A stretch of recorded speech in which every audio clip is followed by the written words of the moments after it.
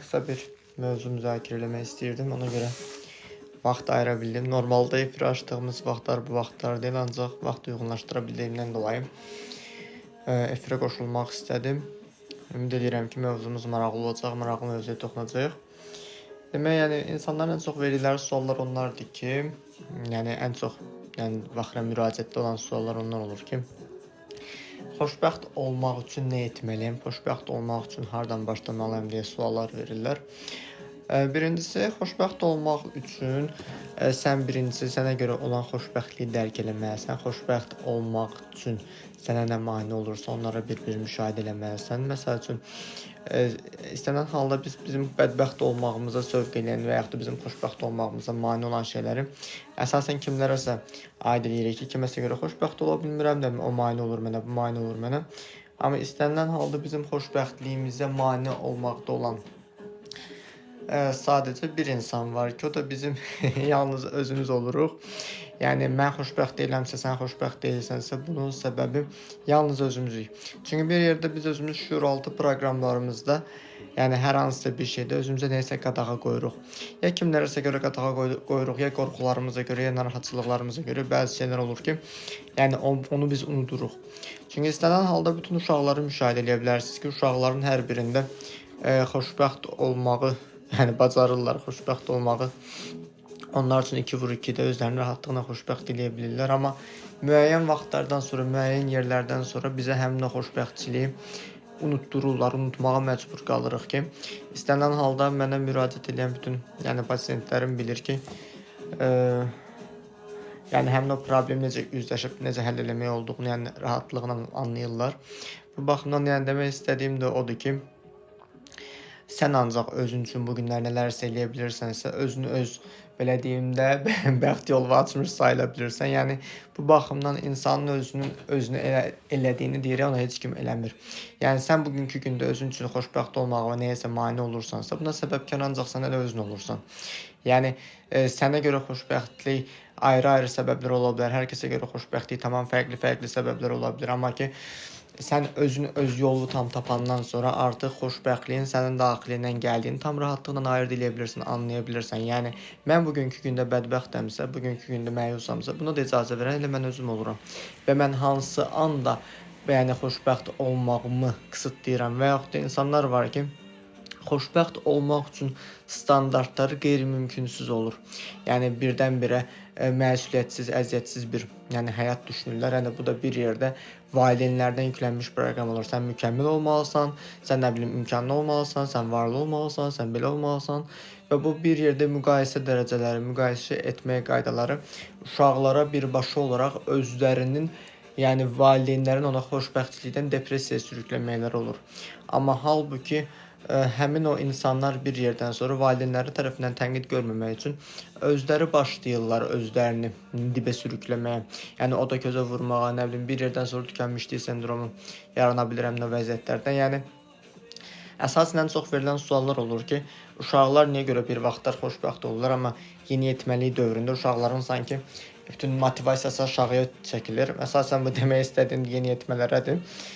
Çünki istənilən halda bizim uşaqlıq travmalarımız müəyyən vaxtdan sonra, yeniyetməliyi keçid edəndən sonra başlayır, duyğusal sıçrayışlar başlayır. Hormonlar ifraz olunur, bədən inkişaf edir və bir yerdən sonra sənin bastırdığın yeniyetməliklə, yetkinliklə bağlı hər bir şeyin başlayır üzə çıxmağa. Və bu baxımdan kimisində özünü bəyənə bilməmək, əsasən qızlarda özünü çirkin kimi hiss eləmək, oğlanlarda bir çox qorxular üzə çıxır. Bu da əslində uşaqlıqdan gələn qorxular olur. Bəs niyə görə deyirlər ki, bir söz var, deyir, kaş uşaq qalaydım, problemlərimi hiss eləməzdim. Əslində problemlərimiz bizə uşaqlıqdan gəlir. Sadəcə olaraq biz yeniyetməliyə girdikcə sanki bir yerdə həyatın şillə vuracağı addımları ilk olaraq qarşılayırıq. Bu baxımdan da sadəcə olaraq özümüzü seçməliyik. Sən özünü bugünkü gündə seçmirsənsə, səni heç kim seçməyəcək, səni heç kim sevməyəcək. Sən bugünkü gündə istənilən halda bir öz inkişafın üçün, öz terapiyan üçün, öz büdcənin, öz vaxtından, zamanından, özünün üçün nələrsə eləməkdən bir zaman ayırmayacaqsansa, gələcəkdə də heç kim öz sevgisini, öz maddiyyatını, öz dəyərini çox sənə qıymayacaq. Bu baxımdan da ümid edirəm fikrimi sizə çox maraqlı şəkildə çatdırdım. İndiki efiri biraz qısa sürdürəcəyəm, ancaq ki, Yəni biraz da toxunmaq istədiyim mövzular var. Bir ay yazıb, ağlımdakı sualların cavabını tapa bilmirəm. Bir cədvəl olsa hamısını cavablasam necə rahatlayım? Ağlındakı sualları səni də narahat eləyirsə, yəni beyninə səni qurcalayırsa, götür onları dəftərə bir-bir yaz. İstənilən halda sən bir-bir o sualları cavablaya bilərsən, sxem tuta bilərsən. Ümumiyyətlə istəyir cavabını tapa bilmədiyimiz suallar olsun, istəyir nə bilim, hər hansısa bir şeydə bizə mane olan bir şeylər olsun ki, onu araşdırıb tapmaq üçün bir yol var ki, götürürsən dəftərə yazırsan ki, məsəl üçün mən istədiyim xoşbəxt olmağıma nə mane olur? Elə indiki mövzuya toxunacağam. Xoşbəxt olmağıma nə mane olur? Və götürür sonra bir-bir hər bir sətirdən bir cümlələr əlavə eləyirsən. Lap oraya nə bilim 20 dənə, lap 100 dənə, lap 40 dənə, lap 50 dənə qədər cümlə istəyirsinizsə əlavə eləyə bilərsiniz. Hətta bir çox texnikalar var ki, onlarla belə tapmaq olur. Məsəl üçün sən ilkin vaxt yazdığın cümlələr birinci sənin şüur üstü yazdığın səviyyələr olur, amma müəyyən vaxtdan sonra sən yazdığın şeylər şüur altının sənin göndərdiyi cavablar olur. Yəni bu baxımdan da onu araşdırıb diqqətlə müşahidə etsəz tapa bilərsiniz əslində. Belə də ki, əgər hələ də narahat hiss edirsinizsə özünüzü, yəni mən bu mövzuda sizə kömək eləyə bilərəm. Yəni bunun üçün biz xüsusi danışıq konsultasiya keçiririk ki, konsultasiya müddətində özünüzdə sizi narahat eləyən, cavabını tapa bilmədiyinizdən suallarınız varsa, birbaşa olaraq sizə cavablaya bilərik.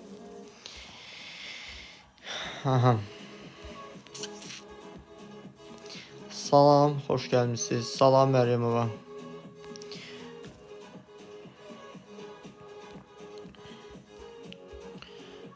Yaxşıyam, sağ olun siz necəsiz?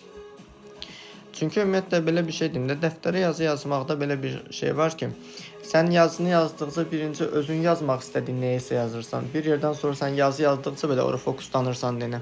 Şuur altının bir növ başlayır, belə deyək də, qısaca qapağı açılır.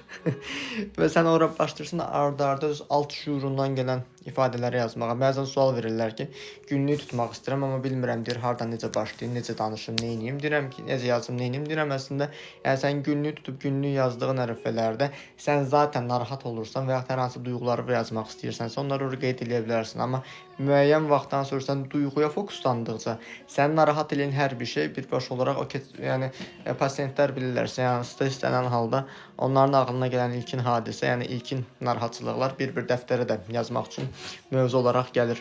Bu baxımdan da yəni onu elə də yoxlaya bilərsiniz və digər tərəfdən bir şey də var ki, yazı terapiyası deyirlər ki, xeyirlidirmi, xeyirli deyilmi? Yazı terapiyası sənin özünü anlamağın üçün xeyirlidir. Yəni bir də sənə kömək eləyə bilər, amma digər tərəfdən sən davamlı olaraq eyni problemi belə dəftərə not olaraq, qeyd olaraq yazırsansa, qayıdıb özünü müşahidə eləməlisən ki, mən harda ilişmişəm, hansı duyğuda ilişmişəm ki, məsəl üçün qaynanamla dava edirəm və yaxud da ərimlə, arvadımla dava edirəm, mən bu eyni şeyləri buraya niyə yazıram? Mən özümdə anlaşılmayacaq tərəfim nədir? Onu qayıdıb müşahidə eləməlisən. Yəni ondan sonra da sən o problemi aradan qaldırandan sonra sənin həmin o duyğunu yaşamaq döngün aradan qalxır, keçir, gedir. Çünki tutaq ki, sənin hər hansı bir duyğun varsa, sən o duyğunu yaşayırsan. Çünki duyğularımız bizim qar topası kimidir. Sən hər hansısa bir duyğunu, məsəl üçün özgüvənsizliyin varsa, özgüvənsizliyi sən davamlı olaraq yaşayacaq situasiyaları özünü şuur altı olaraq çəkirsən, cəzb eləyirsən və sən özgüvənsizlik duyğusundan və ya da özgüvənin var, amma onu göstərə bilmirsən, ona mane olan duyğulardan, blokajlardan sən sağalandan sonra artıq yəni birbaşa olaraq şuur altında mental olaraq sənin taliyə xəttin dəyişilir və başlayırsan sən rahatçılıqla, yəni özgüvənli olacağın situasiyaları özünə çəkməyə və rahatçılıqla özünü həmin o döngüdən xilas eləyə bilirsən. Xoş gününüz olsun. Təşəkkürlər. Məsəl üçün, keçən səfərlərdə bir şey var idi. Demək, valideyn-övlad münasibətindən bağlı bir problem idi. Həmin o valideyn deyirdi ki, mənim deyir, qaynanamla deyir, aramda deyir, yəni xoşa gəlməz olaylar, hadisələr deyir, çox olur və bu baxımdan deyir, mən deyir, onu açıb ağardıb deyir, yoldaşıma da deyir, deyə bilmirəm və heç bir şey də deyir, eləyə bilmirəm və bir yerdə deyir, özüm də deyir, istəmədən deyir, öz övladımı deyir, qurban seçmişəm və hər dəfə deyir, övladımla deyir, dava edirəm. Övladın da arası bir 4-5 yaşı vardı, balaca uşaqdır. Və bu baxımdan onu göstərir ki, övladın özü də valideynin anasına qarşı aqressivdir. Yəni əslində ananın qaynanasına qarşı olan aqressiyasını daxilində pasiv aqressiyaya çevirdiyinə görə o birbaşa olaraq başlayır onu öz uşağına oğluna, qızına başlayır qusmağa və həmin o uşaq da başlayır bir yerdən sonra ananı güzgüləyərək o duyğunu ona qaytarmağa. Yəni burada da artıq öhdəlik əlbəttə ki, uşaqlar şüur altısını yaşadığına görə, uşaq olduğuna görə, valideyndən maddi, mənəvi keçəri asılılığı olduğuna görə burada öhdəlik yenə də düşür valideyni anlaya düşür ki, sən qaynanava olan aqressiya sənə kimi xatırladır, nəyi xatırladır? Qaynanavın hər hansısa bir psixoloji sənə yüklədiyi təzyiq səndə hansı duyğu və trigger verirsə, sən onu ancaq özündə müşahidə etməlisən və ya danışdığı duyğular bizi qıcıqlandırır. Yəni məsəl üçün ananın döydüyü qızı sabahsı günü evdə qaynana başlayır şiddət göstərməyə. Yəni eyni ilə duyğular təkrarlanır. Sənə bir duyğu yüklənibsə, sən o duyğunu eyni insanla yaşamaq istəmirsən.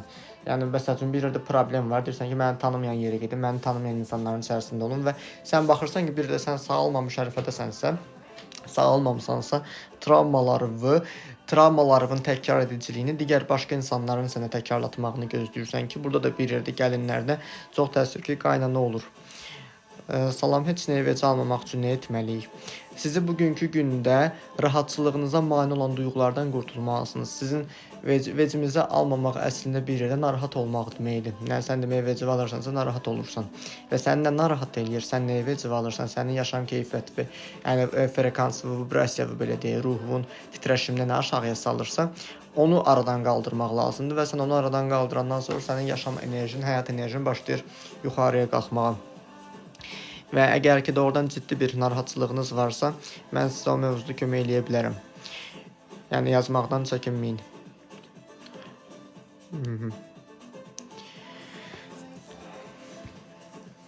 Qaynana gəlin mövzularından danışırdıq, unutdum mövzunu. Qaynana gəlin mövzularında istənilən halda bir gəlin bir evə, yəni gəlin olaraq gəlirsə, qaynana istənilən halda fərqindəliklə olmalıdır ki, travmalı gəlini ən azından sağaltmağa kömək edə bilsin. Çünki yəni 18 il olsun, nə bilim 25 il olsun, 22 il olsun, neçə il olursa olsun, bu qız uşağı, qadın olaraq, qız olaraq ayrı bir evdə böyür, ayrı bir damaq zövqləri olur, ayrı bir dad alma qabiliyyətləri olur. Yəni yemək baxımından, nə bilim adətlər, yörələr, törələr baxımından. Yəni istənilən halda bu bir gündə həmin o ağız vərdişlərindən, nə bilim əl vərdişlərindən, ev vərdişlərindən bir gündə xilas olub qurtula bilməz. Yəni bu baxımdan da gəlin həmin gəlir o düşür həmin o ailəyə. Birinci gün zaten ailəsi üçün darıxmış olur, çünki ailəsindən ilkin olaraq ayrıldığı bir vaxt olur və qaynananın özü orada yəni özünün belə deyək də hökmranlığını, şəxsiyyətini təsdiqləmək üçün gəlininə göstərdiyi o kobud da səslənsə hegemonluğu dayı gəlinin travmasını başlayır dərinləşdirməyə. Yəni yeməyi sən niyə görə bişirə bilmədin, nə bilim, niyə belə eləyə bilmədin, yoldaşını niyə belə eləmədin?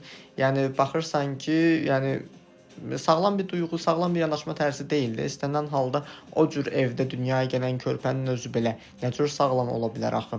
İstənilən halda həmin o, mən həmişə deyirəm, kim qınayır, qınasını özü bilər, qınayanlar əslində özü o şey eləyənlərdir. Yəni istənilən halda bir insan sağlam bir ailə qurmaq istəyirsə, ən azından yəni belə deyək də, qaynana ilə qaynata ilə eyni evdə yaşamalıdır. Qaynana qaynata tamam ayrı bir ailədir. Sənin artıq ayrı bir ailə olduğu tam dərk eləməlisən. İstənilən halda o müdaxilələr çox kobud da səslənsə, kimisə yəni burnunu sallamağını istəmirsənsə evin içində, kimisə sənə mız qoymağını istəmirsənsə, ki o da olacaq bir yerdə. Çünki istənilən halda sən sığortalaya bilmirsən nələrsə və sən nələrsə tam sığortalamaq üçün gərək sənin öz şüur altında əminliyin olsun. Sən şüur altı olaraq nədənsə əmin deyilsənsə, yəni düşündüyün tam dibində yaşaya bilirsən. Bu baxımdan da yəni sadəcə olaraq bunun üçün nə etmək lazımdır? Bunun üçün onu eləmək lazımdır. Sən şüur altı olaraq özgüvənli olmalısan, qadın enerjin yüksək olmalıdır. Kişilərdə belə kişi enerjisi yüksək olmalıdır. Yəni istənilən halda şüur altı olaraq, bədən olaraq harmoniyada olmalısan, titreşimdə olmalısan və anlamalısan ki, kainatda bizim ən qədər şansımız var ki, biz bunları şey eləməliyik. Belə deyək də həyata keçirtməliyik və digər tərəfdən belə də bir şey deyə bilərəm ki, sənin özün ən azından anası ilə atası ilə boşanmış, heç evlənməmiş bir oğuldan ailə qurmalısan. Çünki əksəriyyəti öz anasından, atasından boşanmamış olur. Səndən əvvəl duyğusal evlilik olur ki, sən orada bir yerdə kağız üzərində evlilik quraraq artıqlıq eləmiş olursan ki, o artıqlığı, o əsirliyi yaşamamaq üçün, özünüzü tam dibə sürükləməmək üçün, yəni sağlam bir partnyor seçməlisiniz. Doktor takibi qəbul edin, zəhmət olmasa. Takib nə takib deyirsiniz ki? Salam, depressiyada necə çıxmaq olar? Salam İlkin. Depressiyadan çıxmaq üçün qayıdıb özünüzü müşahidə edin. Siz nə yaşayandan sonra depressiyaya düşdünüz? Hansı hadisə sizə dərindən təsir elədi ki, sizin ürəyinizə ağırlıq elədi, sizi narahat elədisə, ona qayıdıb baxmalısınız. Yəni onu müşahidə etməlisiniz. Depressiyadan çıxmaq üçün istənilən halda peşəkar yardım alaraq sağala bilərsiniz. Yəni bir dəfəlik həmin o duyğudan xilas ola bilərsiniz. Bu baxımdan da yəni sizə kömək eləmək olar.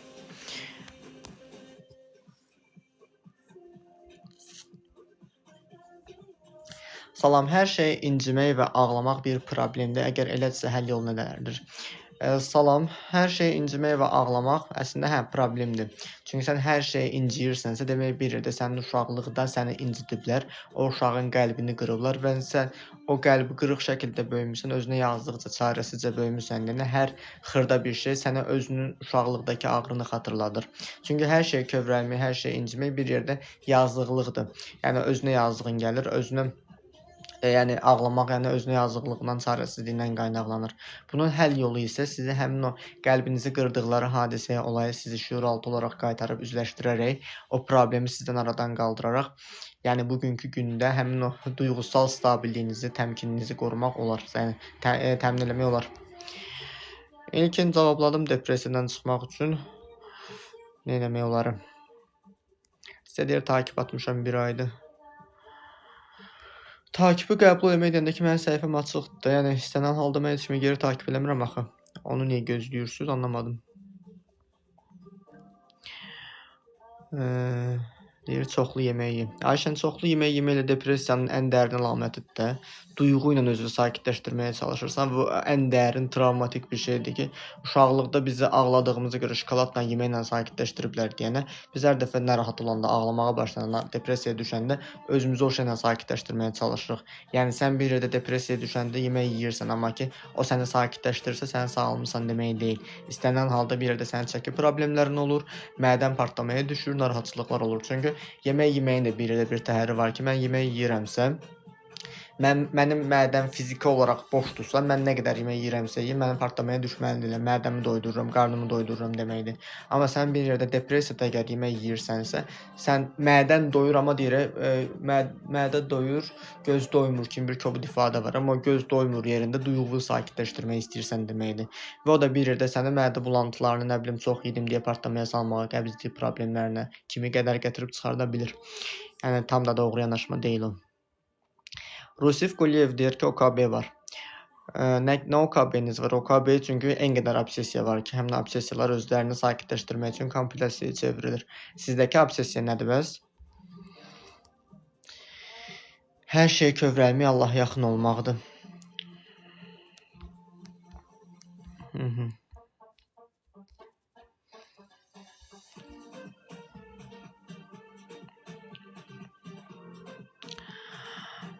Deyir, ən gözəl yol ibadətdir.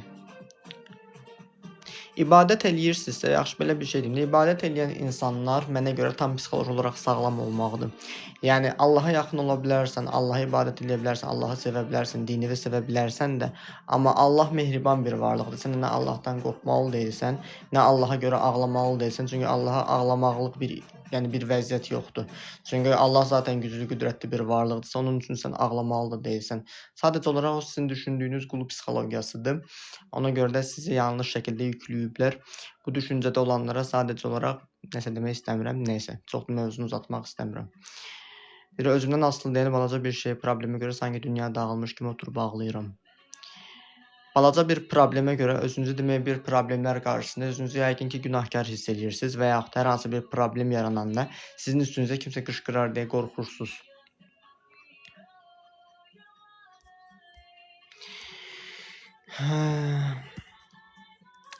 Sən nə danışırsan, göz yaşları ilə Allah üçün axılmalıdır. Niyə də, niyə? Allah hansı vəziyyətdədir ki, mənim Allah üçün ağlayırsan sən? Sən mənim Allahı təhqir eləyirsən, Allah mənim pis durumdadır. O şey Allah əslində ən böyük təhqirdir, yəni məni bir yerdə düzgün eləmirsiniz.